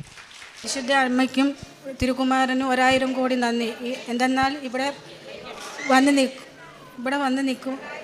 നിൽക്കുവാൻ അവസരം ഒരുക്കി തന്നതിന് 1000 കോടി നന്ദി. ഞാൻ കൊല്ലം ജില്ലയിൽ കരുനാഗപ്പള്ളി വള്ളിക്കാവ് എന്ന് പറഞ്ഞ സ്ഥലത്ത് വരുന്നു. ഞാൻ ഒരു ഹിന്ദുവായ മകളാണ്. എനിക്കൊരു മകളുണ്ട്. മകൾ ദുബൈയിൽ ജോലി ചെയ്യുമായിരുന്നു. അവിടെ ഒരു മുസ്ലിം പയ്യനുമായിട്ട് സ്നേഹിച്ച് വിവാഹം കഴിച്ച് ഒരു കുട്ടിയായി. ജീവിതത്തിന് വലിയ കുഴപ്പമൊന്നുമില്ല. പയ്യന് നല്ല ജോലിയായിട്ട് ഇങ്ങനെ പോയിക്കൊണ്ടിരിക്കുമ്പോൾ എൻ്റെ മകൾ കഴിഞ്ഞ മാർച്ചിൽ ഒരു 40 ദിവസത്തേക്ക് എൻ്റെ അടുത്ത് വന്ന് കണ്ട് തിരിച്ചു പോയി. അപ്പോൾ എന്ന് മുതലാണോ എന്നറിയില്ല, എൻ്റെ കുഞ്ഞുനാൾ മുതലേ ഞാൻ മാതാവിനെ വിശ്വസിക്കുകയും കൊന്ത പഠിക്കുകയും ബൈബിളൊക്കെ വായിക്കുകയൊക്കെ ചെയ്യും. അപ്പോൾ എന്നോട് പെട്ടെന്ന് ഒരു ദിവസം അവൾ ഈ ഏപ്രിൽ മാസത്തിൽ പറഞ്ഞ, അമ്മേ സൈഫുവിൻ്റെ കമ്പനിയിൽ എന്തോ പ്രശ്നമുണ്ട്, അപ്പം ജോലിയൊക്കെ പോകാൻ സാധ്യതയുണ്ട്, അമ്മ എനിക്കൊരു ജോലിക്ക് വേണ്ടിയിട്ട് പ്രാർത്ഥിക്കുക. അപ്പോൾ ഇങ്ങനൊരു മാരേജ് ആയതുകൊണ്ട് എൻ്റെ മകളെ അവരെ അംഗീകരിക്കാൻ ഭയങ്കര ബുദ്ധിമുട്ടാണ്. അപ്പം എനിക്ക് വന്നു കഴിഞ്ഞാൽ ഞാൻ മറ്റൊരു വീട്ടിൽ ആണ് നിൽക്കുന്നത്. അപ്പം എനിക്ക് വന്നാൽ എൻ്റെ മകളെ സംരക്ഷിക്കാനുള്ള കഴിവില്ല. എൻ്റെ മകൾ വന്ന് നിന്നപ്പോൾ തന്നെയുള്ള എൻ്റെ ലോണുകളെല്ലാം മുടങ്ങി. അപ്പം ഞാൻ പറഞ്ഞു, അമ്മ ശക്തമായിട്ട് പ്രാർത്ഥിക്കാൻ പറഞ്ഞു. അപ്പം പക്ഷേ പിന്നെ മാതാവിൻ്റെ വലിയൊരു ഇതെന്ന് പറഞ്ഞാൽ, എൻ്റെ മരുമകൻ മുസ്ലിം ആണെങ്കിലും അവന് കൊന്ത പഠിക്കുന്നതിന് അവൾ പ്രാർത്ഥിക്കുന്നതിന് ഒരു തടസ്സമില്ല. അപ്പം ഞാൻ പറഞ്ഞു, മോള് വിഷമിക്കേണ്ട, അമ്മ മാതാവിനോട് പ്രാർത്ഥിക്കുന്നുണ്ട്. അപ്പോൾ കൃപാസനത്തിൽ അമ്മ പലപ്പോഴും ഇതിലേ പോകുമ്പോൾ വന്നിട്ടൊക്കെ ഉണ്ട്. നമ്മൾ ഉടമ്പടിയോ അങ്ങനെയൊന്നും നമുക്കറിയില്ല. അപ്പോൾ ഞാൻ പറഞ്ഞു, അപ്പോൾ പെട്ടെന്ന് തന്നെ എൻ്റെ നാത്തൂർ എന്നെ വിളിക്കുന്നു, അമ്മേ ചേച്ചി ഒന്ന് വരാമോ, എനിക്ക് വീട് വെക്കണം, കൃപാസനത്തിൽ പോയൊരു ഉടമ്പടി എടുക്കാനാണെന്ന് പറഞ്ഞു. അപ്പം ഞാനിങ്ങനെ വിഷമിച്ചിരിക്കുകയാണ്. അപ്പം 2 ദിവസം കഴിഞ്ഞപ്പോൾ അവൾ വീണ്ടും വിളിക്കുന്നു, അമ്മേ സൈഫുവിൻ്റെ ജോലി പോയി, പിന്നെ ചെറുപ്പക്കാരുള്ളവരെയൊക്കെ പറഞ്ഞു വിട്ട് സൈഫുവിൻ്റെ ജോലി പോയി, ഒരാഴ്ചയ്ക്കകം വിസ ക്യാൻസലാക്കുമെന്ന് പറഞ്ഞു.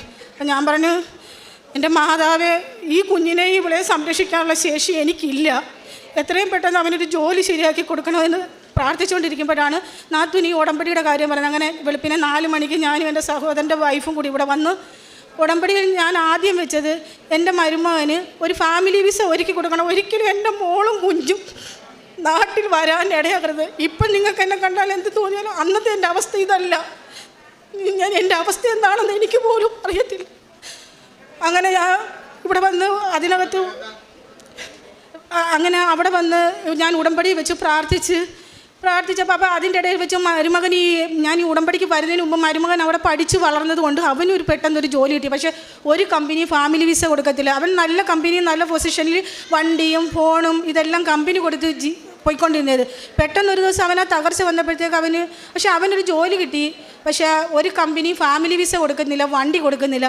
അപ്പം ഒരു ജോലി അവിടെ പിടിച്ച് നിൽക്കണമല്ലോ. അപ്പം ഇച്ചിരി നല്ല സാലറിയുള്ളൊരു ജോലി പെട്ടെന്ന് കിട്ടി. അപ്പോൾ ഫാമിലി വിസ ഇല്ല എങ്കിലും ആ ജോലി അവന് കിട്ടും. അപ്പോൾ എൻ്റെ മോക്ക് വേണ്ടിയിട്ടൊരു ജോലിക്ക് വേണ്ടി ഞാൻ പ്രാർത്ഥിച്ചു. അപ്പോൾ ഞാൻ ഇവിടെ വന്നിട്ട് അത് അമ്മയോട് പറഞ്ഞു, അമ്മ ഞാനൊരു ഫാമിലി വിസയ്ക്കാണ് പറഞ്ഞത്, എന്നാലും വേണ്ടതില്ല എൻ്റെ മോക്കൊരു എന്തെങ്കിലും ഒരു ജോലി കൊടുത്ത് അവിടെ നിർത്തണേ അമ്മയെന്ന് പറഞ്ഞ് അവൾ കയറി വരാനിടയാകട്ടെ എന്ന് പറഞ്ഞ് അങ്ങനെ ഇവിടെ വന്ന് ഞാൻ ഉടമ്പടി എടുത്ത് കഴിഞ്ഞ് ഇവിടെ ഈ കാശ് രൂപം തന്നപ്പോഴത്തേക്ക് എൻ്റെ ശരീരത്തിൽ നിന്ന് ഒരു വിറയിൽ പോലെ എനിക്ക് അതുവരെ ഞാനൊരു ഭ്രാന്തിയുടെ അവസ്ഥയിൽ ഞാൻ നിൽക്കുകയാണ്.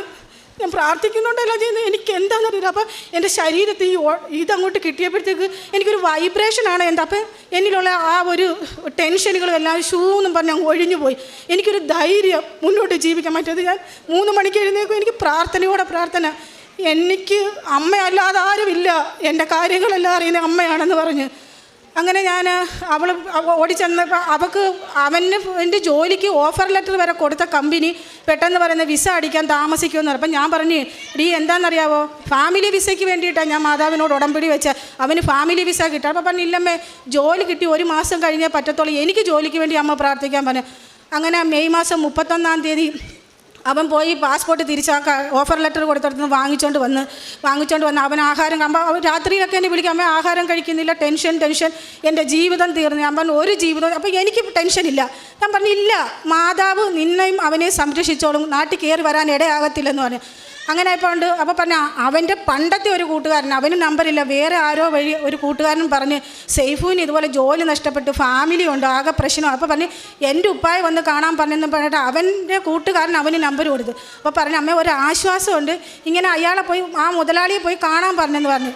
അപ്പോൾ അന്ന് ആ പറഞ്ഞ സമയമായപ്പോഴും പുള്ളി വിളിക്കുന്നില്ല. അവസാനം രാത്രി അവിടുത്തെ 12 മണി ഇവിടെ 10 മണി. അപ്പോൾ എന്നെ വിളിച്ചിട്ട് പറഞ്ഞു, അമ്മേ എനിക്കിനി സഹിക്കാൻ വയ്യ, പുള്ളി ചോറ് കഴിക്കുന്നില്ല, എന്തായിത്തീരും. ഞാൻ പറഞ്ഞേ, അപ്പം ഞാൻ മാതാവിനോട് പറഞ്ഞു, മാതാവേ എനിക്ക് അമ്മയെ വിശ്വാസമാണ്, അവർക്ക് ജോലി കൊടുക്കും, ഏറ്റവും നല്ലത് കൊടുക്കും, എനിക്ക് വിശ്വാസമാണ്. പക്ഷേ അവർക്കൊരു സമാധാനത്തിന് വേണ്ടി എന്തെങ്കിലും ഒരു അത്ഭുതം പ്രവർത്തിക്കാമേ. അപ്പം ഞാൻ പറഞ്ഞു, ഇനിയിപ്പോൾ രാത്രി ആരും കമ്പനി ഇൻ്റർവ്യൂവിന് വിളിക്കത്തില്ല എന്ന് പറഞ്ഞു. അപ്പോൾ ഉണ്ട് അവിടുത്തെ 10 മണി 12 ഇവിടുത്തെ 12 മണി എനിക്കൊരു ഫോൺ വരുന്നു, അമ്മേ സൈഫുവിനെ താണ്ടെ ഇൻ്റർവ്യൂവിന് രാത്രി. ഞാൻ വെച്ച് രാത്രിയിലോ? ഞാൻ പറഞ്ഞു, മാതാവ് മോളെ പെട്ടെന്ന് പോയിക്കോളാൻ പറഞ്ഞു. അവൻ ചെന്ന് മുതലാളിയെ കണ്ട് സംസാരിച്ച്, ഓക്കെ നാളെ രാവിലെ നീ മാനേജർ വന്ന് കാണാൻ പറഞ്ഞു. അപ്പം മാനേജർ എന്താ പറയുന്നതെന്ന് അറിയത്തില്ലല്ലോ. അങ്ങനെ പിറ്റേ ദിവസം 10 മണിയായപ്പോൾ അവനെ അങ്ങോട്ട് വിളിക്കുന്നത്, നീ പെട്ടെന്ന് വരാം. അങ്ങനെ ചെന്നപ്പോൾ എൻ്റെ മരുമോന് ഫാമിലി വിസ, വണ്ടി, പെട്രോള്, മൊബൈൽ എല്ലാം കമ്പനി കൊടുക്കാമെന്ന് സമ്മതിച്ച് അവനെ ജോലിക്ക് എടുത്ത്. അപ്പോൾ പിന്നെ ഞാൻ എൻ്റെ മോക്കൊരു ജോലി, അപ്പോൾ എൻ്റെ മോക്ക് സത്യം ദൈവത്തിൽ ആരുടെ മുമ്പ് വിളിച്ച് പറയുന്നത് എനിക്കൊന്നുമില്ല, എൻ്റെ മോക്കൊരു ജോലി കിട്ടിയാലോ എനിക്ക് എന്തെങ്കിലും തരാൻ പറ്റും, ഞാൻ മറ്റൊരാളുടെ വീട്ടിൽ ജീവിക്കുന്നത്. അപ്പം ഞാൻ പറഞ്ഞു, എൻ്റെ മോക്കൊരു ജോലി വേണം അമ്മയെന്ന് പറഞ്ഞ്. അപ്പം ഞാൻ പറഞ്ഞ് അപ്പോഴും ഒരു ദിവസം ഞാനിങ്ങനെ അപ്പോൾ ഈ മരുമോൻ്റെ ആദ്യത്തെ കമ്പനി ഓഫർ ലെറ്റർ കൊടുത്ത കമ്പനി വിളിച്ചപ്പോൾ അച്ഛൻ്റെ ഒരു ടോക്ക് ഞാൻ കേൾക്കുന്നത്, അതായത് ഗൾഫ് രാജ്യത്ത് ഒരു മകൻ 8 കാണിക്കുന്ന 8 ദിവസത്തിനകമാണോ എന്താണെന്നറിയത്തില്ല, ഒരു അത്ഭുതം പ്രവർത്തിക്കാൻ അവന് ജോലിക്ക് കയറുമെന്ന് പറഞ്ഞു. അപ്പം ഞാനത് പഴയ ഒരു ടോക്ക്. അപ്പം ഞാൻ വിചാരിച്ച് എൻ്റെ സൈഫിനാണോ എന്ന് വിചാരിച്ച് ആ 8ാമത്തെ ദിവസത്തിൻ്റെ തലേ ദിവസം അവനെ അന്നത്തെ ദിവസം തന്നെ അവർ ജോലിക്ക് എടുത്ത്. ആ ദിവസം തന്നെ അവന് ആ അച്ഛൻ പറഞ്ഞ ആ ഡേറ്റിന് എന്നെ ജോലിക്ക് കിട്ടി. പിന്നെ എൻ്റെ മോക്ക് ജോലിക്ക് വേണ്ടിയിട്ട് ഞാനിങ്ങനെ വെച്ചു. അപ്പം ഞാൻ പറഞ്ഞു, അപ്പോൾ പല കമ്പനികൾ എനിക്കറിയാവുന്ന എൻ്റെ കൂട്ടുകാർക്കും ഗ്രൂപ്പിലും എല്ലാം ഒരു 100 CV ഇട്ട് കൊടുത്ത്. സാധനം ഞാനിവിടെ വന്നിട്ട് ഞാൻ പറഞ്ഞു, അമ്മേ ഞാൻ ഇനി അവൾക്കൊരു ജോലിക്ക് വേണ്ടിയിട്ട് ആരോടും ശ്രമിക്കത്തില്ല, അമ്മ അവൾക്കൊരു ജോലി കണ്ടുപിടിച്ച് കൊടുക്കണമെന്ന് പറഞ്ഞ്. അപ്പോൾ അവൾ പറഞ്ഞു, ഒത്തിരി കമ്പനികൾ ഇൻ്റർവ്യൂവിന് വിളിക്കുന്നത്, ഇപ്പം വിളിക്കുക എന്ന് പറയുന്നത്, പക്ഷേ ഒരു കമ്പനിയും വിളിക്കുന്നില്ല. ഞാൻ പറഞ്ഞിട്ട് നിനക്ക് ഏറ്റവും നല്ലത് തരാനാണെന്ന് പറഞ്ഞു. അപ്പോൾ ജൂൺ 1-ാം തീയതി അമ്മ എന്നെ ഒരു കമ്പനി വിളിച്ചിട്ടുണ്ട്, ഒരു ടൈപ്പിസ്റ്റ്. നേരത്തെ അവളൊരു HR ആയിട്ടാണ് വർക്ക് ചെയ്ത്, എന്തായാലും വേണ്ടിയില്ല ഇവിടെ പിടിച്ച് നിൽക്കാണ്ടായോ അമ്മയെന്ന് പറഞ്ഞു. അപ്പോൾ പറഞ്ഞു, ഞാൻ പറഞ്ഞു, മോളെ അവർ വിളിക്കും. അപ്പം അപ്പോഴും ഞാനിങ്ങനെ ഉറങ്ങിക്കിടക്കാം. മെയ് 25 കിടക്കുമ്പോൾ ഞാൻ ഈ ലൈവ് കേട്ടോണ്ടിരിക്കുകയാണ് അച്ഛൻ്റെ ഉടമ്പടിയുടെ. അപ്പോൾ ഞാൻ ഉറക്കത്തിൽ 2 മണി പെട്ടെന്ന് ഞെട്ടി വന്നപ്പം ഒരു സെക്കൻഡ് ഈ മാതാവ്, ഈ സിൽവർ മാതാവും ഇതേ രൂപത്തിൽ തന്നെ ഈശോയും കൂടെ വന്ന് നിന്നിട്ട് പെട്ടെന്ന് എന്നോട് പറയുന്നു ഉടമ്പടി സാധനങ്ങൾ അവളുടെ കയ്യിൽ എത്തിക്കുകയാണ്. ഞാൻ പറയും എങ്ങനെയാ മാതാവേ, ഞാൻ ആരുടെ കയ്യിൽ കൊടുത്തു വിടും, എനിക്ക് എന്തെങ്കിലും ഒരു മാർഗ്ഗമുണ്ടോ? അപ്പോൾ ഞാൻ ദുബൈയിൽ ആര് പോകുന്നു, അപ്പം ഞാൻ നോക്കിയിട്ട് ആരും. അപ്പോൾ പിറ്റേ ദിവസം എനിക്കൊരു മെസ്സേജ്, അമ്മ എൻ്റെ കൂടെ പഠിച്ച കുക്കു എൻ്റെ ഫ്ലാറ്റിൻ്റെ തൊട്ടപ്പുറത്ത് താമസിക്കാൻ വന്ന് അമ്മ ഉടമ്പടി സാധനം കൊടുത്തു വിടാൻ പറഞ്ഞ്. അപ്പോൾ അത് കഴിഞ്ഞപ്പോഴത്തേക്ക് ഞാൻ ആ ഉടമ്പടി സാധനം, അപ്പോൾ എനിക്ക് അറിയത്തില്ലായിരുന്നു ഇവിടെ നിന്ന് ഉപ്പും തേനും ഒക്കെ തരുമെന്നുള്ള. അപ്പോൾ ഞാൻ ഇവിടെ ആദ്യം ഉടമ്പടി എടുക്കാൻ വന്നപ്പോൾ എനിക്കത് അറിയത്തില്ലായിരുന്നു. ഞാൻ പിന്നീടാണ് അറിയുന്നത് അപ്പുറത്തെ സൈഡിൽ നിന്നാണ് ഇത് കൊടുക്കുന്നതെന്ന്. അപ്പം ഈ കൊച്ചിന് കൊടുക്കാൻ ഉപ്പും തേനും വാങ്ങിക്കാനായിട്ട് ഞാൻ ഇവിടെ വന്നപ്പോൾ ഞാൻ ആ CV കൊണ്ടുവന്ന് ആ ഫോൺ എടുത്ത് വെച്ചിട്ട് പറഞ്ഞു ഇതാണ് അവിടെ CV, അമ്മ അവൾക്ക് ജോലി വാങ്ങിച്ച് കൊടുക്കണം, എനിക്കിനി മുട്ടാൻ വാതിലില്ല എന്ന് പറഞ്ഞ്. അങ്ങനെ ഞാൻ അവിടെ വന്ന് ഈ ഉടമ്പടി സാധനങ്ങൾ അവൾക്ക് അവിടെ കൊടുത്ത് വിട്ട് കഴിഞ്ഞപ്പോൾ ഞാൻ പറഞ്ഞു, നിൻ്റെ ഭർത്താവോ നിൻ്റെ മോനോ അല്ല വലുത്, ഈ ഉടമ്പടിയാണ് നിൻ്റെ ജീവിതത്തിൽ ഏറ്റവും വലുത്, നീ അത് നെഞ്ചോട് ചേർത്ത് വെച്ച് നീ പ്രാർത്ഥിക്കുക, വിശ്വാസ പ്രമാണം ചെല്ലാൻ പറഞ്ഞു. അപ്പോൾ മെയ് 31 ഒക്കെ ഉടമ്പടി സാധനം കിട്ടുന്നു. ജൂൺ 1 വിളിക്കാമെന്ന് പറഞ്ഞാൽ അയാൾ വിളിക്കുന്നില്ല. അപ്പം ഞാൻ പറഞ്ഞു അതിനേക്കാൾ നല്ലതാണ് നിനക്ക് മാതാവ് ഒരുക്കി വെച്ചേക്കുന്നത്. അപ്പോൾ പറഞ്ഞു അമ്മേ ഞാൻ CV ഒന്നും അയച്ചിട്ടില്ല, ആദ്യത്തെ മോലാളിയുടെ സേഫിൻ്റെ ഒരു കൂട്ടുകാരനൊരു ജോലി മേടിച്ച് തരാമെന്ന് പറഞ്ഞ് 2 ഇൻ്റർവ്യൂ ഉണ്ട് കമ്പനി ചെല്ലാണ്. ഞാൻ പറഞ്ഞു ആ ഉപ്പ് എടുത്ത കമ്പനി കൊണ്ടുപോയി വിശ്വാസ പ്രമാണം ചൊല്ലി അവിടെ ഇടണം, ഈ തേൻ മോടെ നാക്കിൽ ഇറ്റിച്ച് ചെല്ലാം. അപ്പോൾ ഇൻ്റർവ്യൂ ചെയ്യുമ്പോൾ എത്ര എക്സ്പീരിയൻസ് ഉണ്ടായാലും നിന്നെ അവർക്ക് ഇഷ്ടപ്പെടണ്ടേ, ശരി അമ്മയെന്ന് പറഞ്ഞു. അപ്പോൾ അവൾ അവിടെ ചെന്നിട്ട് എന്നെ വിളിച്ചിട്ട് എൻ്റെ അടുത്ത് പറഞ്ഞു അമ്മേ ഞാൻ താണ്ടി ഇവിടെ കമ്പനി വന്ന് ഇൻ്റർവ്യൂവിന് കയറാൻ പോകുന്നു. ഞാൻ പ്രത്യക്ഷ പ്രാർത്ഥന ചൊല്ലി ഞാനൊരു 3 പ്രാർത്ഥന ചൊല്ലിയപ്പോൾ എൻ്റെ ഫോണിൽ ആ സെക്കൻഡ് വിളി വരുന്നു, അമ്മ എത്ര സാക്ഷ്യം വേണമെങ്കിലും പറഞ്ഞല്ലോ എനിക്കും കമ്പനി വണ്ടിയും മൊബൈലും എല്ലാം തരുന്ന നല്ല ജോലി എനിക്കും ആക്കി തന്നെന്ന് പറഞ്ഞു. ഞാൻ കഴിഞ്ഞ മെയ് മാസം 10 ഞാൻ വന്ന് ഉടമ്പടി എടുത്തത്. അപ്പം ഞാൻ വിശ്വസിച്ച് പിന്നെ എനിക്ക് എൻ്റെ ഇതിൻ്റെ ഇടയിൽ ഒത്തിരി സംഭവങ്ങളെല്ലാം മാതാവ് ഒരുക്കി തന്ന് അതെല്ലാം കഴിഞ്ഞ് അവളിപ്പോൾ ജോലിക്ക് പോകുന്നു, മരുമകൻ ജോലിക്ക് പോകുന്നു. പിന്നെ എൻ്റെ പ്രേക്ഷിത പ്രവർത്തനം എന്ന് വെച്ചാൽ ഞാൻ ഇവിടെ വന്ന് 2ാമത് ഞാൻ പത്രം വാങ്ങിച്ച് ഞാൻ ക്രിസ്ത്യൻസിന് 4 ഞാൻ പള്ളിയിൽ പോകും, കുർബാന സ്വീകരിക്കത്തില്ല. മിക്ക ഞായറാഴ്ച ഞാൻ പള്ളിയിൽ പോയി കുർബാന കാണും. പക്ഷേ ഞാൻ ഇതിവിടെ ഉടമ്പടി എടുക്കുന്നതിന് മുമ്പേ ഞാൻ പള്ളിയിൽ പോകും, കുർബാന സ്വീകരിക്കത്തില്ല, സ്വീകരിച്ചുകൂടാല്ലോ. അങ്ങനെ ഞാൻ പള്ളിയിലൊക്കെ പോയിട്ട് ഞാൻ അവിടെ അപ്പോൾ എൻ്റെ അടുത്തൊരു ചേട്ടൻ പറഞ്ഞു നിധി ഈ പത്രം ഇവിടെ പള്ളിയിൽ കൊടുത്താൽ പോരെ. ഞാൻ പറഞ്ഞില്ല, ഞാൻ ക്രിസ്ത്യാനികൾക്ക് കൊടുക്കത്തില്ല, ഓൾറെഡി ക്രിസ്ത്യാനികൾക്ക് മാതാവിൻ്റെ മഹത്വം അറിയാം, ഞാനിത് ഹിന്ദുക്കൾക്കേ കൊടുക്കത്തോളം എന്ന് പറഞ്ഞു. അങ്ങനെ ആ പത്രങ്ങളെല്ലാം ഞാൻ എല്ലാ വീടുകളിലും 2 ക്രിസ്ത്യാനികൾക്ക് വല്ലതും കൊടുത്തിട്ടുണ്ടാവുമായിരിക്കും, അവർക്കെല്ലാം ഞാൻ കൊണ്ടുവന്ന് കൊടുത്ത് അവരോടെല്ലാം ഞാൻ എൻ്റെ അനുഭവം പറഞ്ഞ് അത് കഴിഞ്ഞിട്ട് എന്നെക്കൊണ്ട് ഒക്കുന്ന രീതിയിൽ ഞാൻ ഹോസ്പിറ്റലുകളിൽ പോകും, അവർക്കൊക്കെ ഉള്ള ആഹാരം എന്നെക്കൊണ്ട് ഒക്കുന്ന രീതിയിൽ ഞാൻ എൻ്റെ വീട്ടിൽ തന്നെ ചെയ്തു കൊടുക്കും. അത് കഴിഞ്ഞ് പിന്നെ എൻ്റെ വീടിൻ്റെ അപ്പുറത്ത് ഒരു മോള്, അവൾക്ക് 3 കുട്ടികളുണ്ട്, അവിടെ ബ്രസ്റ്റിനൊരു തടുപ്പ് പോലെ വന്ന് അത് കീറി വലിയ പ്രശ്നമായി. ആ ചേച്ചി എന്നോട് വിളിച്ച് പറഞ്ഞ് ഞാൻ ഈ ഉടമ്പടി തൈലവും ഈ ഉപ്പും ഈ തേനുമായിട്ട് അവളെ കാണാൻ അവിടെ ചെന്നപ്പോഴത്തേക്ക് അപ്പോൾ ആദ്യത്തെ ദിവസം ഞാൻ പോകാൻ പോയപ്പോൾ ഈ കഴിഞ്ഞ ബുധനാഴ്ച പോകാൻ പോയപ്പോൾ ഞാൻ വരുന്നെന്ന് പറഞ്ഞപ്പോഴത്തേക്ക് എനിക്കൊരു തലവേദന. അപ്പോൾ ഞാൻ പറഞ്ഞു എന്താ മാതാവേ എനിക്കിങ്ങനെ തലവേദന. പിറ്റേ ദിവസം വ്യാഴാഴ്ച എന്ത് തന്നെ സംഭവിച്ചാലും പോകുകയെന്ന് പറഞ്ഞിട്ട് ഇതെല്ലാമായിട്ട് അവിടെ ചെന്നപ്പം അവളെക്കാൾ വേദന അനുഭവിക്കുന്ന ഒരു മകൾ ആ വീട്ടിൽ വന്നിട്ടുണ്ട്. ആ മകളോട് സംസാരിക്കാനാണ് ഇന്നലെ എനിക്ക് ആ തലവേദന വന്ന് ഇന്നത്തേക്കാക്കിയത്.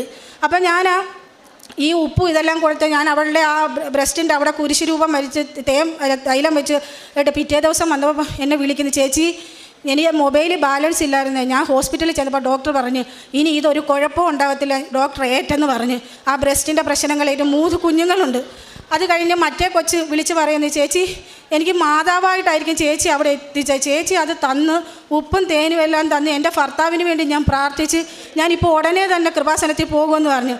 അങ്ങനെ അതും ഒരു അത്ഭുതം. അങ്ങനെ അനവധി അത്ഭുതങ്ങൾ ഞാൻ പ്രേക്ഷിത പ്രവർത്തനവും എനിക്കിതേ ഒന്നേ പറയാനുള്ളൂ, നമ്മൾ ക്രിസ്ത്യാനിയെന്നോ ഹിന്ദുവെന്നോ മുസ്ലിമെന്നോ കർത്തവനെന്നോ വെളുത്തവനില്ല, എല്ലാ നാമങ്ങൾക്കും ഉപരിയായി സർവശക്തനായ തമ്പുരാൻ നമ്മുടെ രക്ഷയ്ക്കായി നൽകിയ നാമമാണ് യേശു ക്രിസ്തു.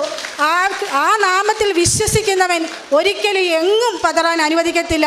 പരിശുദ്ധ അമ്മ, ആ പുത്രനെ ഉദരത്തിൽ വഹിച്ച ഭാഗ്യവതിയായ മറിയം, ആ അമ്മയോട് നമ്മൾ എന്ത് ചോദിക്കുന്നു ഉടമ്പടിക്ക് ഉടനടി എന്ന് പറയുന്നത് പോലെ ഞാൻ എൻ്റെ മോള് അച്ഛൻ ഒരു 11 ഡേറ്റ് കാണിച്ച് 10-ാം തീയതി എൻ്റെ മോള് ജോലിക്ക് കയറുകയും ചെയ്ത് ഞാൻ മോൾക്ക് വേണ്ടി പ്രാർത്ഥിച്ചപ്പോൾ 11-ാം തീയതി ഒരു ഡേറ്റ് എൻ്റെ മുന്നിൽ കാണിച്ച്, പക്ഷേ 10-ാം തീയതി എൻ്റെ മോൾ ജോലിക്ക് കയറുകയും ചെയ്ത്. അങ്ങനെ അനവധി നന്മകൾ ഞാനിനി ഉടമ്പടി പുതുക്കാൻ വരുമ്പോൾ എനിക്കൊരൊറ്റ പ്രാർത്ഥനയും ഞാൻ എൻ്റെ ഉടമ്പടി വെക്കത്തുള്ളൂ. എൻ്റെ മരണം വരെ പരിശുദ്ധ അമ്മയുടെ കൃപയും കർത്താവായ യേശുക്രിസ്തുവിൻ്റെ സ്നേഹവും എനിക്ക് വാങ്ങിത്തരണേ മാതാവെന്ന് മാത്രം. എന്തെന്നാൽ അവനിൽ വിശ്വസിക്കുന്ന ഒരാൾ പോലും നിരാശനായി പോകാതെ അനുവദിക്കുകയില്ല. ഏക മധ്യസ്ഥനെ നൽകി ലോകത്തിന് നൽകിയ അമ്മയ്ക്ക് 1000 കോടി സ്തോത്രം പറയുന്നു. എനിക്ക് അമ്മയുടെ കാര്യം എത്ര പറഞ്ഞാലും എനിക്ക് മതിയായില്ല. നന്ദി എന്നൊരു വാക്ക് ഒന്നിനുമല്ല. അതിനപ്പുറം എന്തെങ്കിലും ഒരു വാക്കുണ്ടെങ്കിൽ എൻ്റെ അമ്മ അത്രമാത്രം നമ്മൾ ആരായാലും, നമ്മൾ എത്ര ചെളി ചവിട്ടിയിരുന്നാലും അമ്മേ എന്നൊന്ന് വിളിച്ചാൽ ഓടിയെത്തുന്ന മാതാവാണ്. നമ്മുടെ അച്ഛനോ അമ്മയും മക്കളും ഒന്നും നമുക്കല്ല, നമുക്ക് ദൈവമാണ്. ദൈവത്തിൻ്റെ ജീവിതത്തിൽ 1-ാം സ്ഥാനം കൊടുത്താൽ നമുക്ക് ആദ്യം നീ എൻ്റെ രാജ്യനീതി അന്വേഷിക്കുവിൻ, ബാക്കിയെല്ലാം നിനക്ക് കൂട്ടിച്ചേർത്ത് തരുമെന്ന് പറയുന്ന അമ്മ മാതാവിൻ്റെ പുത്രൻ്റെ അടുക്കൽ അമ്മ വഴി നമുക്ക് എന്ത് സാധിച്ചു തരും. ആ അമ്മയ്ക്ക് വേണ്ടി, ഇവിടെ വരുന്ന ഓരോ മക്കൾക്ക് വേണ്ടി ഞാൻ പ്രാർത്ഥിക്കുന്നു. പിന്നെ പ്രത്യേകമായി നമ്മൾ പ്രാർത്ഥിക്കേണ്ട അച്ഛനെ, ജോസഫ് അച്ഛന് വേണ്ടി പ്രാർത്ഥിക്കണം. അദ്ദേഹത്തിൻ്റെ പ്രാർത്ഥനയുടെ ശക്തിയുടെ ഫലമാണ് അമ്മ ജീവനത്തെ ഈ മണ്ണിൽ വന്ന് കാലുകുത്തിയത്. അതുപോലെ ഓരോ ഇവിടുത്തെ പ്രേക്ഷിത പ്രവർത്തകരെ നമ്മൾ സമർപ്പിക്കുന്നു. ഇനി എനിക്ക് വരുവാനും എൻ്റെ അമ്മയുടെ മുന്നിൽ സാക്ഷ്യം പറയുവാനും ഈ അൾത്താരെ നീക്കുവാനും ഈ പാവിയായ എന്നെ, ഹിന്ദുവായ എന്നെ അമ്മ ഇടയാക്കിയതിനെ ഓർത്ത് കോടി നന്ദി അർപ്പിക്കുന്നു. ദൈവത്തെ സ്നേഹിച്ചിട്ടും മതി വരാത്ത, വീണ്ടും വീണ്ടും സ്നേഹിക്കാൻ മനസ്സ് വിങ്ങുന്ന ഓരോ അനുഭവ സാക്ഷ്യങ്ങൾ, അതാണ് ഓരോ അനുഭവ സാക്ഷ്യങ്ങളും വ്യത്യസ്തമാണെന്ന് പറയുക. മഗ്ദലന മറിയത്തെ പോലെ, അതാണ് ബഹുമാനപ്പെട്ട VP ജോസഫ് അച്ഛൻ ഉടമ്പടി ധ്യാനത്തിൽ പറഞ്ഞിട്ടുള്ളത്. ഈശോയെ അവരെവിടെ എടുത്തുകൊണ്ടുപോയി, എൻ്റെ കർത്താവിനെ അവരെവിടെ കൊണ്ടുപോയി എന്ന് വേദനയോടെ വിങ്ങലോടെ അന്വേഷിക്കുന്ന മഗ്ദലന മറിയം. ആ മഗ്ദലന മറിയത്തെ പോലെ കർത്താവിൻ്റെ അടുത്ത് വാക്ക് കൊടുത്ത് ഉടമ്പടി എടുത്തതിന് ശേഷം പിന്നീട് അങ്ങ് ഇഷ്ടപ്പെട്ട് ഈശോയെ പ്രണയിക്കുകയാണ്. അങ്ങനെയാണ് ഇവിടെ വന്ന് 1 മാസമാകുന്നേ ഉള്ളൂ ഈ മകള് ഉടമ്പടി എടുത്തിട്ട്. നമ്മിലൊക്കെ പലരും 10 പുതുക്കി 11 പുതുക്കി നമ്മൾ ഇനിയും സാക്ഷ്യം പറയാത്തവരുണ്ടോ നമുക്ക് ചിന്തിക്കാം. അപ്പോൾ പിറ്റേ ദിവസം തന്നെ വന്ന് സാക്ഷ്യം പറയുന്ന, അന്ന് തന്നെ ഉടമ്പടി എടുക്കുന്ന അന്ന് തന്നെ വെർച്വൽ ഉടമ്പടിയായിട്ടെടുത്ത് ആ ജീവിതം നയിച്ചു വന്ന് സാക്ഷ്യം പറയുന്ന അനുഭവങ്ങളും ഈ അൾത്താരയിൽ ഓരോ ദിവസവും പങ്കുവയ്ക്കപ്പെടുന്നുണ്ട്. അപ്പോൾ തൻ്റെ മകളുടെയും മകൻ്റെയും മരുമകൻ്റെയും ജോലി, ആ ജോലിയൊക്കെ ആ പറയുന്ന ഡേറ്റുകളിലൊക്കെ തന്നെ കിട്ടുന്നു. അതായത് 8 എന്ന് പറയുന്ന ഒരു ഡേറ്റ് ബഹുമാനപ്പെട്ട VP ജോസഫ് അച്ഛൻ ഉടമ്പടി ധ്യാനത്തിൽ പറയുന്നുണ്ട്. അതേ സമയത്ത് തന്നെ ആ മകന്, അത് പാതിരാത്രിയാകാം നമുക്ക്, എന്നാൽ അമ്മയുടെ ഫയലിൽ രാത്രി എന്നില്ല പകലെന്നില്ല, അമ്മ എപ്പോഴും. അതുകൊണ്ടാണ് ഈശോ പറയുക, എൻ്റെ പിതാവ് പ്രവർത്തനനിരതനാണ്, ഞാനും പ്രവർത്തനനിരതനായിരിക്കുന്നു എന്ന്. അതായത് ദൈവത്തിൻ്റെ ഫയലിൽ രാത്രിയില്ല പകലില്ല. അവിടുന്ന് താല്പര്യപ്പെടുമ്പോൾ, അവിടുത്തെ ഇഷ്ടം നാം നിറവേറ്റുമ്പോൾ നമ്മുടെ ജീവിതത്തിൽ ദൈവം സ്പന്ദിക്കുന്ന ആ ഒരു നിമിഷം, അത് നമ്മുടെ ജീവിതത്തിൽ പിന്നീട് വെളിച്ചമാകുന്ന നിമിഷമാണ്. തൻ്റെ മരുമകൻ്റെ ജോലി, മകൾക്കും എങ്ങനെ എല്ലാവിധ സൗകര്യങ്ങളോടും കൂടി ജോലി ലഭിക്കുന്നു. വിസയൊക്കെ തീരുവാനായിട്ട് വളരെ ചുരുങ്ങിയ ദിവസങ്ങളുള്ളപ്പോഴാണ് ആ ജോലി ലഭിക്കുക. അതുകൊണ്ടാണ് ഭാരലഘുത്വം എന്ന് പറയുക. താൻ ഇവിടെ വന്ന് ഉടമ്പടി എടുത്ത് ഉടമ്പടി കാശ് രൂപം തൻ്റെ കയ്യിലേക്ക് താൻ എടുത്തപ്പോഴേ ഒരു വൈബ്രേഷൻ ഉണ്ടായി. ഈ വൈബ്രേഷൻ അത് അമ്മ നമ്മെ ഓർമ്മപ്പെടുത്തുകയാണ്, ഞാൻ കൂടെയുണ്ട് കുഞ്ഞെ, നീ ഒന്നുകൊണ്ടും വിഷമിക്കേണ്ട എന്ന്. അപ്പോൾ ഈ ഓർമ്മപ്പെടുത്തലുകളാണ് പിന്നീട് ഈ മകൾക്ക് ശക്തിയാകുന്നത്. പിന്നീട് തനിക്കെല്ലാം ലഘുവായി എന്നാണ് പറയുക. മകൾ അവിടെ ഒത്തിരിയേറെ ആകുലതയോടെ എൻ്റെ ഭർത്താവിൻ്റെ ജോലി പോകും, എനിക്ക് കയറി വന്നാൽ എനിക്ക് ജീവിക്കാനൊരു മാർഗമില്ലല്ലോ, ഇങ്ങനെയൊക്കെ മകൾ അവിടെ ആകുലപ്പെടുമ്പോൾ അതിന് മുൻപ് ഒത്തിരിയേറെ ടെൻഷൻ പിടിച്ചിരുന്ന ഈ അമ്മ ഉടമ്പടി എടുത്ത അതേ ക്ഷണത്തിൽ പിന്നീട് ഒരു ആകുലതയുമില്ല, എല്ലാം അമ്മയെ ഏൽപ്പിക്കുന്നു. അതുകൊണ്ട് എത്രയോ തിരുവചനങ്ങളാണ് ഈ മകൾ ഇവിടെ പറഞ്ഞ് ഈശോയെ മഹത്വപ്പെടുത്തുന്നത്. അതുകൊണ്ട് നാം അധ്വാനിക്കാത്ത ഭൂമിയും നാം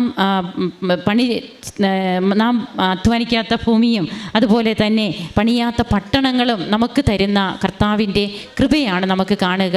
നമുക്ക് കരങ്ങളടിച്ച് ഈശോയ്ക്കും അമ്മയ്ക്കും നന്ദി പറയാം.